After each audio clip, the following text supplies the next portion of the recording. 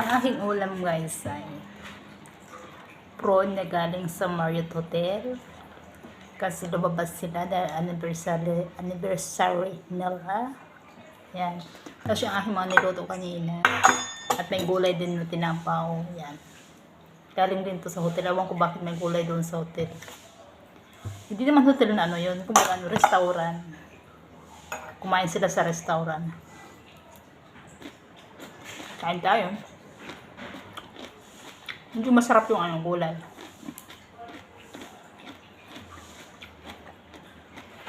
Marunong ako magluto nito na yung galing sa restaurant ng gulay na yan.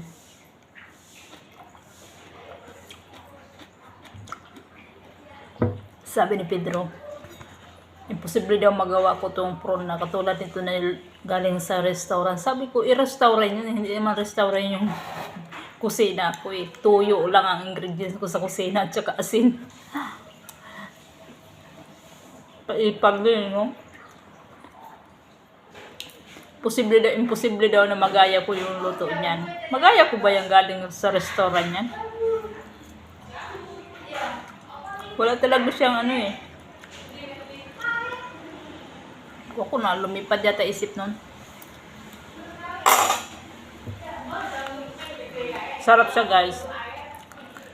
Hipon nito na malaki.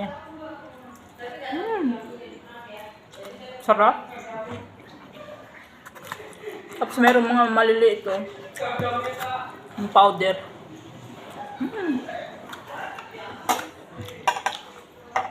Masarap kasi galing sa restaurant.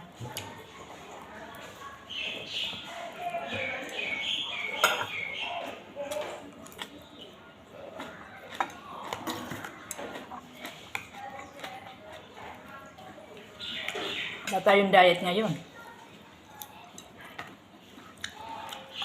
Nagkataon lang na hindi sila kumain dito at inubos ko yung pagkain.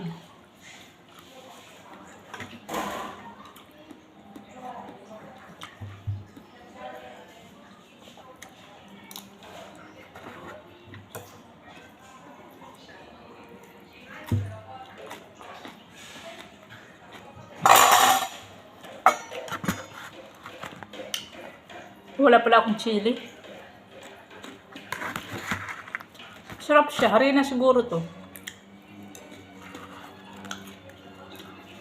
Ito yung baboy na niluto ko kanina. Oh. Baka kasi mapanis kaya kakainin ko na lang.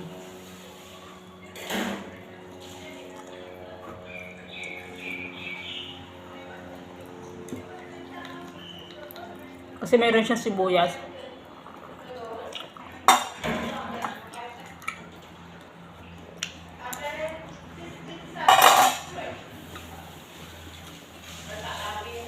Bye bye guys. Thank you.